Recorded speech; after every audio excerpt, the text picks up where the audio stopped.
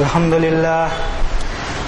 لله نحمده ونستعينه ونستغفره ونؤمن به ونتوكل عليه ونعوذ بالله من شرور أنفسنا ومن سيئات أعمالنا من يهده الله فلا مضل له ومن يضلله فلا هادي له ونشهد أن لا إله إلا الله وحده لا شريك له له ملك السماوات والأرض يحيي ويميت وهو على كل شيء قدير ونشهد أن محمدا ابن عبد الله العربي الحاشمي الذي عبد الله ورسوله أرسله كافة للناس بالحق بشيرا ونذيرا وداعيا إلى الله بإذنه وسراجا منيرا. اللہ ایک اکیلا خالق و مالک اس پوری کائنات کا، اسی ایک نے سرشٹی اور سنسار کی رچنا کی. ہر کائنات، ہر گرہ، ہر مخلوق اسی ایک کے سامنے سبمیٹڈ. وہی ہے جس نے ہمارے اس زمینی کرے کو، اس پلینٹ کو ایک سورج دے کر اسے انرجی کا ذریعہ بنایا اور اسی کی روشنی سے چاند کو نورانی بنایا. لیکن وہ اتنا زبردست مالک کہ اس نے مختلف پلینٹس میں ایک نہیں بلکہ کئی سورج بنائے. اس نے ہمارے سروں پر ایک نیلی چھتری تان دی ہے جس کی دوری بھی ابھی تک ہم ناپ نہیں سکے ہیں. وَلَقَدْ زَيَّنَّا السَّمَاءَ الدُّنْيَا بِمَصَابِيحَ. اسی آسمان کو ستاروں کی خوبصورت لائٹنگ سے اس مالک نے خوبصورتی عطا کی. کبھی ہم نظر اٹھا کر دیکھیں آسمان کی طرف تو کبھی دن میں اندر دھنش ہمارے دلوں کو سرور بخشے، تو کبھی چاندنی رات میں چاند ستاروں کی انجمن ہمیں حیرت میں ڈال دے.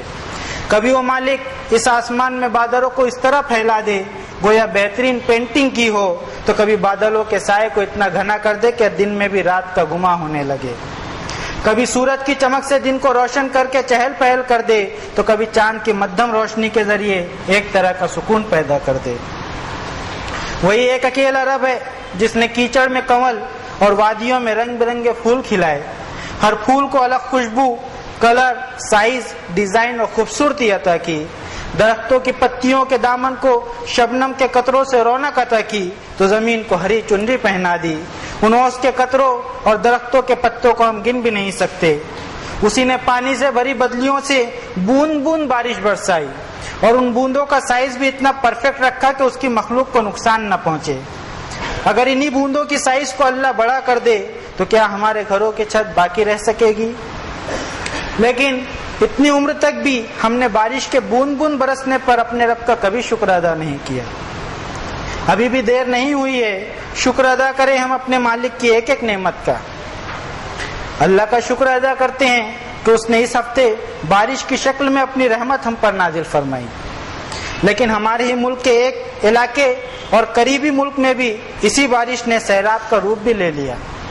لوگوں کو کافی دقتوں کا سامنا کرنا پڑا اور جانی و مالی نقصان بھی ہوا. ہم ان تمام کی راحت کے لیے رب سے دعا کرتے ہیں اور مزید تباہی اور نقصانات سے بچنے کی بھی دعا کرتے ہیں.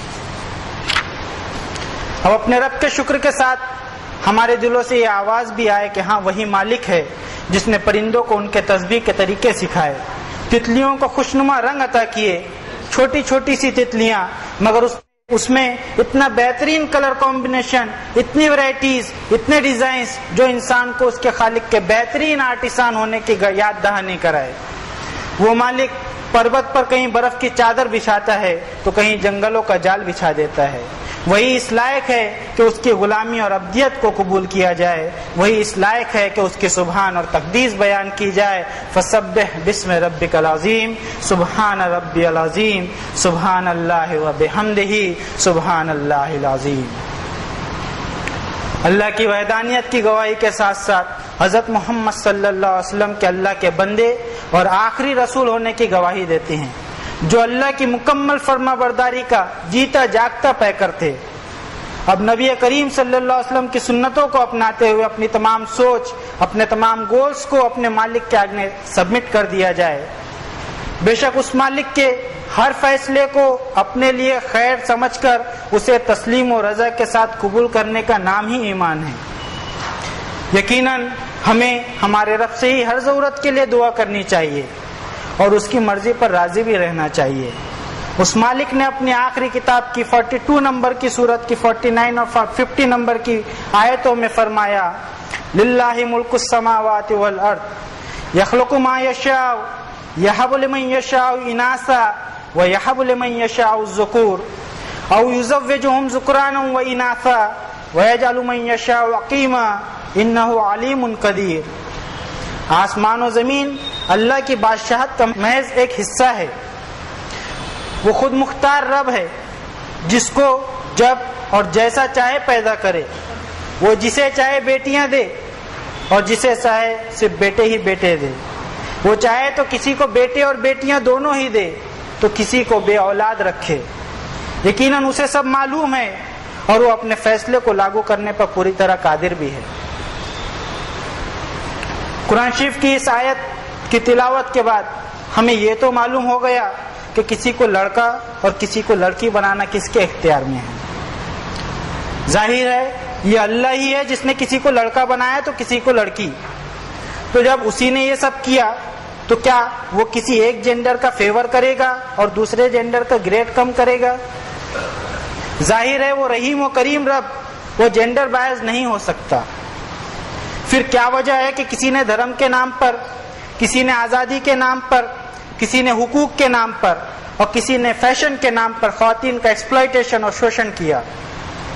دھرم کے نام پر کسی نے عورت کو گاڈ کے پلان کو چوپٹ کرنے والی بتا کر گاڈ کی پھٹکار سنا ڈالی، تو کسی نے اسے تچھ سمجھ کر گھر سے ہی باہر کر دیا، کسی نے اسے پیر کی جوتی سمجھا تو کسی نے اسے کنیز، داسی اور دیوداسی بنا دیا، کسی نے اسے آزادی کے نام پر بیجا استعمال کیا تو کسی نے اسے چار دیواری میں ہی قید کر دیا، کسی نے اسے عقل کی آدھی بتایا تو کسی نے کم سمجھ، کسی نے اسے اپنی بات کو صحیح طرح پیش نہ کرنے والی بتایا تو کسی نے عورت کو موم کی ناک بلکہ رال کی پڑیا بلکہ بارود کی ڈبیا کہہ دیا اور اسے جنت کا نکلنے کا کارن بتا دیا۔ جبکہ اگر اللہ کی کتاب کی طرف رجوع کیا جائے تو جہاں جہاں پورے قرآن شریف میں حضرت آدم کا تذکرہ ملتا ہے وہاں ڈویل کا صیغہ استعمال ہوا ہے، فَأَكَلَ مِنْهَا، تاکہ انسانوں کو یاد رہے کہ غلطی دونوں نے کی، اس لیے ایکشن بھی دونوں پر ہی لیا گیا۔ دراصل بچپن سے ہی ہم جانے انجانے میں اپنے بچوں کے درمیان فرق کر جاتے ہیں۔ بیٹوں اور بیٹیوں کے لیے ہمارے پیمانے الگ ہوا کرتے ہیں۔ گھر میں باسی کھانا ہے تو وہ لڑکیاں کھائیں گی، لڑکوں کو تازہ کھانا دیا جائے گا۔ بیٹے کو پانی چاہیے تو بیٹی سے کہا جائے گا کہ بھائی کو پانی لا کر دو، لیکن بیٹی کو پیاس لگے تو خود جا کر پیے۔ اگر لڑکی کوئی غلطی کرے تو ہم اس سے کہتے ہیں کہ دوسرے گھر جائے گی تو وہاں بھی ایسا ہی کرے گی۔ اس کے علاوہ ہم لڑکیوں سے تو یہ چاہتے ہیں کہ وہ اپنی نظریں نیچے رکھے، اپنی عزت کی حفاظت کرے، بڑوں کے سامنے ادب سے رہیں، دیر رات تک گھر سے باہر نہ رہیں۔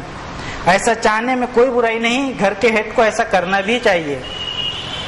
لیکن کیا کبھی ہم نے یہ سوچا کہ جو کام لڑکیوں کے کرنے کے لیے برے ہیں وہی لڑکوں کے لیے بھی برے ہیں؟ یعنی بیٹیوں کی طرح بیٹوں سے بھی ہمیں کہنا چاہیے کہ دیر رات تک گھر سے باہر نہ رہنا، اپنی نظروں کو نیچے رکھنا اور اپنی عزت کی حفاظت کرنا۔ شاید ہمیں قرآن شریف کا یہ حکم نہیں معلوم کہ اس نے پہلے ایمان والے مردوں سے کہا قُل لِّلْمُؤْمِنِينَ يَغُضُّوا مِنْ أَبْصَارِهِمْ وَيَحْفَظُوا فُرُوجَهُمْ، اے نبی صلی اللہ علیہ وسلم آپ مومن مردوں سے کہیے کہ وہ اپنی نظریں نیچی رکھتے ہوئے اپنی عزت کی حفاظت کریں۔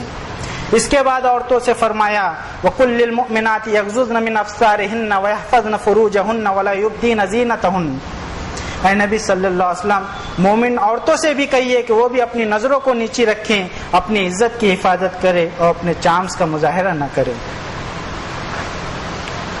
قرآن شریف کے اس حکم کے علاوہ حضور صلی اللہ علیہ وسلم کی بھی یہ نصیحت رہی کہ جب باپ شہر سے باہر جائے اور واپسی میں اپنے بچوں کے لیے تحفے تحائف اور گفٹس لائے تو سب سے پہلے بیٹیوں کو تحفہ دے، بعد میں بیٹوں کو۔ حالانکہ حضور صلی اللہ علیہ وسلم کا زمانہ وہ زمانہ تھا جس میں بیٹیوں کو پیدا ہونے کے بعد زندہ گاڑ دیا جاتا تھا۔ آج ہم لڑکیوں کو زندہ نہیں گاڑتے کیونکہ ہم ایڈوانس اور ماڈرن ہو گئے ہیں۔ ہم بھی سونوگرافی کے ذریعے لڑکیوں کو پیدا ہونے سے پہلے ہی ماں کی کوکھ میں انجیکشن دے کر مار ڈالتے ہیں۔ قرآن شریف کی یہ آیت ہمیں نہیں معلوم اور نہ ہی ہم نے دوسروں کو بتایا کہ وَإِذَا الْمَوْءُودَةُ سُئِلَتْ بِأَيِّ ذَنبٍ قُتِلَتْ، کل قیامت کے دن اس لڑکی سے پوچھا جائے گا جسے اس دنیا میں آنکھ کھلنے سے پہلے ہی موت کا انجیکشن دے دیا گیا، اس سے پوچھا جائے گا کہ آخر اس کی کیا غلطی تھی جو اسے پیدا ہونے سے پہلے ہی مار دیا گیا۔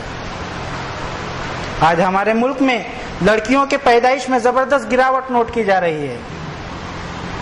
لڑکیوں کے پیدائش پر لوگوں میں جاگروکتا لائی جا رہی ہے۔ بھرون ہتیا اور فٹس کلنگ کے خلاف قانون بنایا جا رہا ہے، لیکن کیا قانون بنا کر، لوگوں کو سزا دے کر، لوگوں پر ٹپنی کر کے کیا ہم بھرون ہتیا کو روک پائیں گے؟ مجھے لگتا ہے کہ شاید نہیں۔ ہمیں اپنی سوچ بدلنی ہوگی۔ کیا ہم نے یہ سوچا کیا صرف بھرون ہتیا ہی گناہ ہے؟ کیا کبھی اس پر بھی سوچا کہ سماج میں اس طرح کی سوچ کیوں پنپ رہی ہے؟ اس کی وجہ ڈھونڈنے کی اگر ہم کوشش کریں تو ہمیں پتہ لگے کہ کسی نہ کسی حد تک ہم بھی اس کے مجرم ہیں۔ بچپن میں ہم بیٹے اور بیٹیوں میں فرق کر کے بیٹی کی محبت کا خون کرتے ہیں۔ اسکول میں تعلیم نہ دلانے کی صورت میں اس کی آزادی کا خون کرتے ہیں۔ بڑی ہو کر کچھ کرنے کی اچھا رکھنے پر یہ کہہ کر اس کے ارمانوں کی ہتیا کر دی جاتی ہے کہ یہ تمہارا کام نہیں ہے۔ شادی ہونے پر شوہر کی مار کھانے پر صبر کرنے پر اس کے آتم سمان کا خون کیا جاتا ہے۔ کبھی شادی نہ ہونے پر اس میں غلطی نکالی جاتی ہے تو کبھی جہیز کے نام پر اسے زندہ جلایا جاتا ہے۔ کبھی بیٹیوں کی پیدائش پر اسے کوسا جاتا ہے تو کبھی اولاد نہ ہونے پر اسے تانے دیے جاتے ہیں۔ کبھی ہسبینڈ کی موت پر منحوس قرار دے کر اسے گھر سے باہر کر دیا جاتا ہے تو کبھی طلاق کے 3 لفظ بول کر اس کا ذہنی سکون چھین لیا جاتا ہے۔ کیا ان سب ہتیاؤں کا حساب خدا کے یہاں نہیں ہوگا؟ مختلف زمانوں میں مختلف نقطۂ نظر کے لوگوں کے نظریات سے اوپر اٹھ کر قرآن شریف کی اصل عربی پر توجہ کرنے سے چند حقیقت اور سچائیاں کھل کر سامنے آتی ہیں، جس میں سب سے پہلا یہ کہ مرد اور عورت کو انسانی سماج کی گاڑی کے 2 پہیے تصور کیا گیا ہے، جس کے بغیر یہ سماج آگے سفر نہیں کر سکتا۔ عورتوں کے لیے توہین آمیز الفاظ قرآن کریم کے نہیں ہو سکتے۔ مردوں سے عورتوں کو کم درجہ تو درکنار ان کے حقوق کی حفاظت اور ان کے لیے اعلیٰ ترین الفاظ قرآن کریم میں آئے ہیں۔ اللہ تعالیٰ نے اپنی انتم آکاشی وانی میں فرمایا، یا ایھا الناس انا خلقناکم من ذکر و انثی۔ اس انسانیت کے قافلے کو ہم نے ایک میل اور ایک فیمیل کے جوڑے سے پیدا فرمایا۔ عورت اور مرد زندگی کی گاڑی کے 2 پہیے ہیں۔ دونوں پہیوں کا رول الگ الگ ہو سکتا ہے لیکن کوئی کسی سے سپر نہیں۔ قرآن شریف نے دونوں کی فیلڈ اور ذمہ داری الگ الگ بتائی ہے۔ میلز پر اکنامک ذمہ داری ڈالی گئی تو فیمیلز پر سوشل اور فیملی کی ذمہ داری۔ یہ قرآن کا فنڈامنٹل اصول ہے، لیکن ہر چیز میں الا قلیل ہمیشہ رہے گا۔ ساتھ ہی کسی کو اس سے روکا بھی نہیں گیا ہے۔ مثلا ہم دیکھتے ہیں کہ بعض فیملیز پر ایسے حالات بھی گزرتے ہیں کہ کوئی میل ممبر نہیں ہوتا ہے، اور اگر ہوتا بھی ہے تو وہ کسی قدرتی عذر اور بیماری کی وجہ سے اس قابل نہیں ہوتا کہ اپنی فیملی کی اکنامک ذمہ داری اٹھا سکے۔ ایسی صورت میں اگر کوئی لیڈی اپنے خاندان کا اکنامک سپورٹ کرتی ہے تو یہ اس کا احسان ہوگا اور رب نے اسے منع نہیں فرمایا ہے۔ دراصل ہم نے گھر کی ذمہ داری کو بہت ہلکا سمجھ لیا ہے، حالانکہ وہ ایک انڈسٹری ہے جس میں نسلوں کو پروان چڑھایا جاتا ہے۔ بازار سے را مٹیریل لا کر فنش پروڈکٹ ہمارے دسترخوان پر لایا جاتا ہے۔ سنسکار، اخلاق گھر میں ہی ملا کرتے ہیں۔ اگر کوئی انسان باہری دنیا میں ترقی کر رہا ہے تو یقیناً اسے گھر کا مکمل سپورٹ ہوگا۔ اگر گھر کا سپورٹ نہ ہو تو انسان سماج میں سکون سے کام نہ کر سکے۔ ہمارے سامنے مثال ہے ماں خدیجہ کی کہ انہوں نے کس طرح اپنے شوہر یعنی آپ صلی اللہ علیہ وسلم کے مشن میں ساتھ دے کر ان کی حوصلہ افزائی کی۔ اسی طرح اس مسلح کے بانی مولانا پاریک صاحب نے بھی سماج میں جو جاگروکتا لائی وہ بھی قابل ذکر اور قابل تعریف ہے۔ اس مسلح سے پاریک صاحب کی مغفرت کی بارہا دعائیں ہوتی ہیں، لیکن افسوس کہ کبھی مسز پاریک، جنہیں خاندان کے لوگ پیار سے ممی کہتے ہیں، ان کے لیے کوئی دعائیں مغفرت نہیں ہوتی۔ اگر مسز پاریک کا سپورٹ حضرت کو نہ ہوا ہوتا تو بہت مشکل تھا کہ اتنا کام ہو سکے۔ ہم اپنے رب سے ان دونوں کے ساتھ ساتھ ہم سب کی بھی مغفرت کی دعا کرتے ہیں۔ کسی نے ایک بہت اچھی بات کہی ہے، وجود زن سے ہے تصویر کائنات میں رنگ۔ یقیناً جس گھر میں بہو بیٹیاں ہوتی ہیں اس گھر کی رونق الگ ہی ہوا کرتی ہے. جس گھر میں کوئی فیمیل ممبر نہ ہو وہ گھر سونا سونا سا رہتا ہے. لیکن اس کے باوجود سماج میں بیٹوں کی چاہت کم نہیں ہوتی. بیٹے کو ونش کو آگے بڑھانے کا ذریعہ بتایا جاتا ہے. میت کی آخری رسومات کے لیے بیٹا ہونا ضروری سمجھا جاتا ہے، جبکہ لا تدرون ایہم اقرب لکم نفعا، ہمیں نہیں معلوم کہ بیٹا ہونے کے بعد بھی ہمارا ونش آگے بڑھے گا یا نہیں، اور نہ ہی ہمیں یہ معلوم ہے کہ مرنے کے بعد بھی ہمیں ارتھی اور ڈولا بھی نصیب ہوگا یا نہیں. اب اگر ہمیں چاہے بیٹا ہو یا بیٹی، ہم اسے رب کی مرضی سمجھ کر قبول کریں اور اس کی اچھی پرورش اور تربیت کریں تو یقیناً ہم اپنے رب کے یہاں انعام پائیں گے. اسی طرح سماج میں ایک اور برائی ہے کہ کسی کو بہت زیادہ بیٹی ہونے پر تانے دیے جاتے ہیں، جبکہ ہمیں کسی کو برا بھلا کہنے کا کوئی حق نہیں. کیا ہمیں معلوم نہیں کہ حضور صلی اللہ علیہ وسلم کی بھی 4 بیٹیاں تھیں؟ قرآن شریف میں اللہ تعالیٰ نے جب بھی کوئی حکم ایمان والوں کو دیا تو یا ایھا الذین آمنوا سے بات شروع کی. مثلا یا ایھا الذین آمنوا کتب علیکم الصیام، اے لوگوں جو ایمان لائے فرض کر دیے گئے تم پر روزے. یا ایھا الذین آمنوا اطیعوا اللہ واطیعوا الرسول، اے لوگوں جو ایمان لائے اطاعت کرتے رہو اللہ کی اور اس کے رسول کی. اسی طرح کی اور بھی آیتیں قرآن مجید میں موجود ہیں. فی الحال ہم ان چند آیتوں کو سمجھنے کی کوشش کرتے ہیں جس سے عورتوں کے گریڈ کو کم کرنے کی بات نکالی جاتی ہے.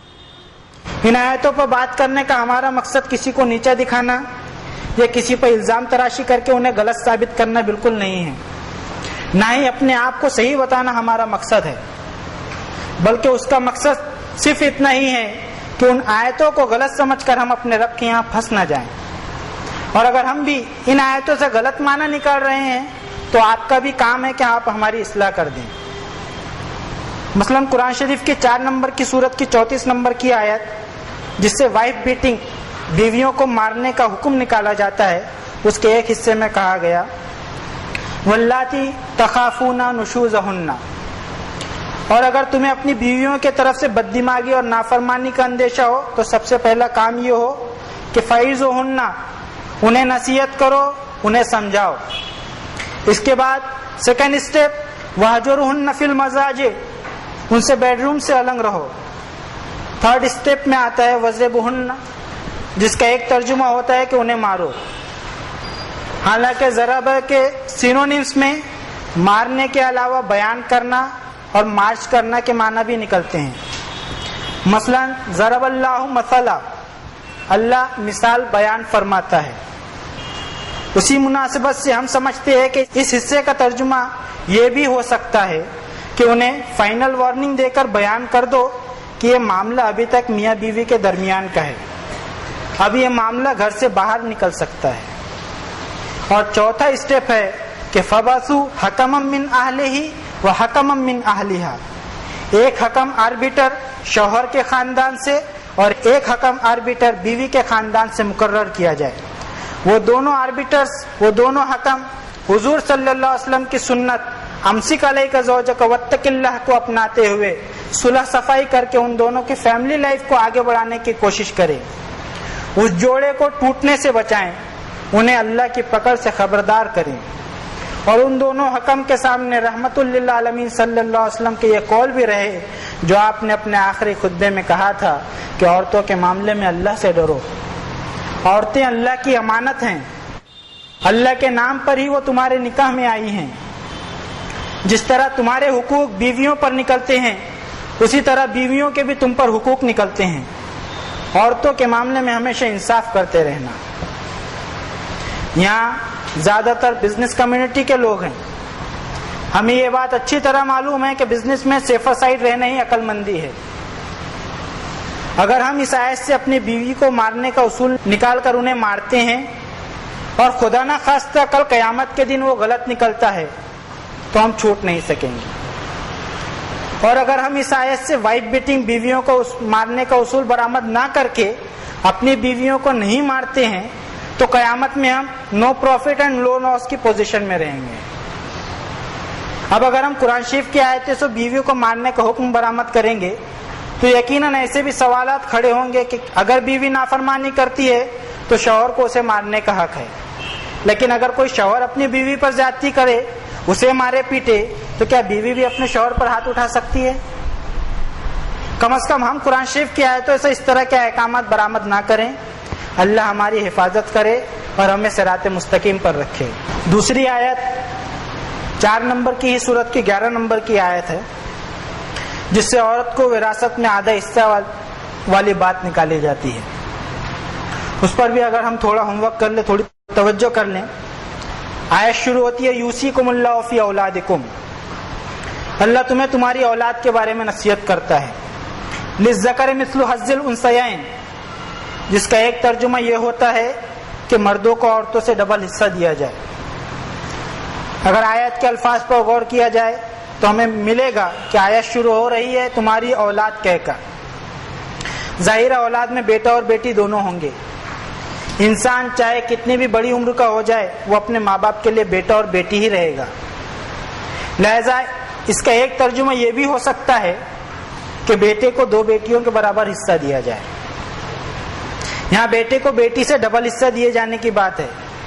اگر اس سے یہ اصول نکالا جائے کہ عورت کو مرد کا آدھا حصہ ملے گا، تو اسی آیت کے اگلے حصے میں اس کا جواب ہے کہ وَلِأَبَوَيْهِ لِكُلِّ وَاحِدٍ مِّنْهُمَا السُّدُسُ، اگر ماں باپ دونوں موجود ہوں تو دونوں میں سے ہر ایک کو 1/6 دیا جائے۔ ظاہر ہے ماں باپ میں ایک میل ہے اور دوسرا فیمیل، لیکن دونوں کو برابر حصہ دیا جا رہا ہے۔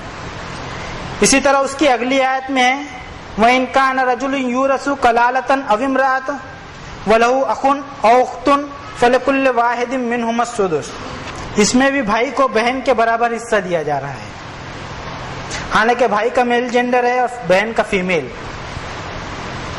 رہی بات بیٹی کو آدھا حصہ دینے کی، تو ظاہر ہے کہ بیٹی شادی ہو کر گھر سے دوسرے گھر چلی جائے گی، ماں باپ بیٹے کے ساتھ رہیں گے، ان کا پورا خرچہ بیٹا اٹھائے گا، اسی لیے اسے بیٹی سے ڈبل حصہ دیا جائے۔ یہ اللہ کا طے کردہ اصول ہے، اس میں بہت سی حکمتیں پوشیدہ ہیں، اور اللہ کے بیان کردہ لاز میں اس کی کسی بھی مخلوق کے لیے ناانصافی بالکل نہیں ہوگی، بلکہ اس کے ہر کام میں بیدک الخیر، مخلوق کے لیے ہمیشہ خیر ہی ہوگا۔ یہاں ایک بات پھر دوہرا دینا چاہتا ہوں کہ قرآن شریف جو اصول بیان کرتا ہے اس میں ایکسیپشنز رہیں گے ہی۔ مثلا ہم دیکھتے ہیں کہ بعض اوقات بیٹے ماں باپ کو اپنے ساتھ نہیں رکھتے، نہ ہی ان کی ضرورت کا خیال رکھتے ہیں، اور ماں باپ مجبوراً بیٹی کے سسرال میں اپنی زندگی گزارتے ہیں یا پھر کسی وردھا آشرم میں۔ ایسے سارے معاملات اللہ قلیل میں جائیں گے، اس سے لا چینج بالکل نہیں ہوگا۔ اب یہاں قرآن شریف کی ہم ایک اور آیت آپ کے سامنے پیش کرتے ہیں، جس میں مرد و زن، میل اینڈ فیمیل کے درمیان کسی قسم کی کوئی تفریق کی بات ہمیں قرآن شریف میں نہیں ملتی، بلکہ انہیں مردوں کے برابر کا درجہ دیا گیا ہے۔ فرمایا رب تعالیٰ نے اپنی کتاب کی 33 نمبر کی سورت کی 35 نمبر کی آیت میں، ان المسلمین والمسلمات والمؤمنین والمؤمنات والقانتین والقانتات والصادقین والصادقات والصابرین والصابرات والخاشعین والخاشعات والمتصدقین والمتصدقات والصائمین والصائمات والحافظین فروجہم والحافظات والذاکرین اللہ کثیرا والذاکرات اعد اللہ لہم مغفرۃ واجرا عظیما۔ بے شک اپنے آپ کو اللہ کے سامنے سبمٹ کر دینے والے میل اینڈ فیمیل، ایماندار میل اینڈ فیمیل، فرمانبردار میل اینڈ فیمیل، اپنے اعمال سے سچ کی تصدیق کرنے والے میل اینڈ فیمیل، صبر کرنے والے میل اینڈ فیمیل، اللہ کی خشیت رکھنے والے مرد اور عورتیں، صدقہ چیریٹی کرنے والے مرد اور عورتیں، روزہ رکھنے والے مرد اور عورتیں، اپنی عصمتوں اپنی عزتوں کی حفاظت کرنے والے مرد اور عورتیں، اللہ کا کثرت سے ذکر کرتے رہنے والے مرد اور عورتیں، تیار کر رکھا ہے اللہ نے ان سب کے لیے مغفرت اور اجر عظیم۔ یہی ایک آیت قرآن شریف میں عورتوں کے مقام کو بتانے کے لیے کافی ہے۔ اب اگر کوئی ان چیزوں کو پورا کرتا ہے، اپنے رب کے احکامات پر پوری ایمانداری سے عمل کرتا ہے، تو رب نے اپنی آخری کتاب کی 4 نمبر کی سورت کے 124 نمبر کی آیت میں فرمایا وَمَن يَعْمَلْ مِنَ الصَّالِحَاتِ مِن ذَكَرٍ أَوْ أُنثَىٰ وَهُوَ مُؤْمِنٌ فَأُولَٰئِكَ يَدْخُلُونَ الْجَنَّةَ وَلَا يُظْلَمُونَ نَقِيرًا۔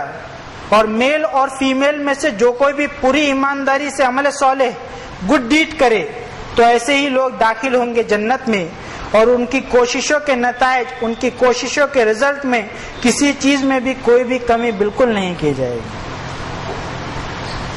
اللہ کی کتاب سے بات کو سمجھنے کی کوشش کی گئی ہے، اس میں وقت کی کمی کے لحاظ سے بہت سے معاملوں پر بات نہیں ہو سکی، لیکن ہمارا یقین ہے کہ اگر کوئی غیر متعصب، نسپکش اور انبائزڈ رہ کر ان معاملوں پر غور کرے تو اللہ ہمیں صحیح راستہ ضرور سجائے گا۔ اللہ سے دعا ہے کہ ہمیں اپنی کتاب کی صحیح سمجھ عطا کر کے اس پر عمل کرنے کی ہر ممکن کوشش کرنے والا ہمیں بنا دیجیے۔ ساتھ ہی اللہ سے دعا ہے ربنا اغفر لنا ولإخواننا الذين سبقونا بالإيمان ولا تجعل في قلوبنا غلا للذين آمنوا ربنا إنك رؤوف رحيم۔ بارك الله لنا ولكم في القرآن العظيم ونفعنا وإياكم بالآيات والذكر الحكيم إنه تعالى جواد كريم ملك بر رؤوف رحيم۔ أقول قولي هذا وأستغفر الله لي ولكم ولسائر المؤمنين فاستغفروه إنه هو الغفور الرحيم۔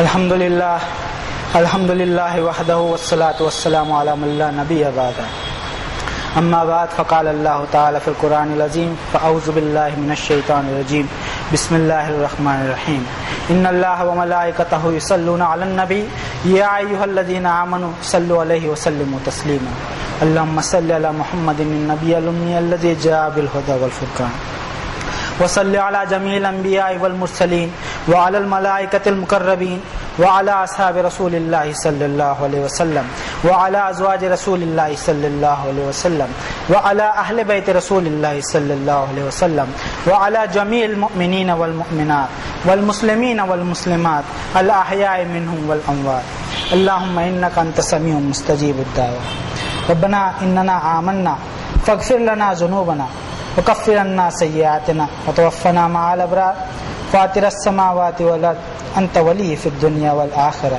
توفني مسلما والحقني بالصالحين ربنا لا تزغ قلوبنا بعد إذ هديتنا وهب لنا من لدنك رحمة إنك أنت الوهاب ربنا لا تؤاخذنا إن نسينا أو أخطأنا واعف عنا واغفر لنا وارحمنا أنت مولانا فانصرنا على القوم الكافرين رب اغفر وارحم وأنت خير الراحمين اللهم حاسبنا حسابا يسيرا رب اغفر لي ولوالدي وللمؤمنين يوم يقوم الحساب رب ارحمهما كما ربياني صغيرا ربنا تقبل منا إنك أنت السميع العليم وتب علينا إنك أنت التواب الرحيم برحمتك يا أرحم الراحمين عباد الله اتقوا الله رحمني ورحمكم الله إن الله يأمر بالعدل والإحسان وإيتاء ذي القربى وينهى عن الفحشاء والمنكر والبغي يعظكم لعلكم تذكرون اذكروا الله العلي العظيم يذكركم ولذكر الله أكبر والله يعلم ما تصنعون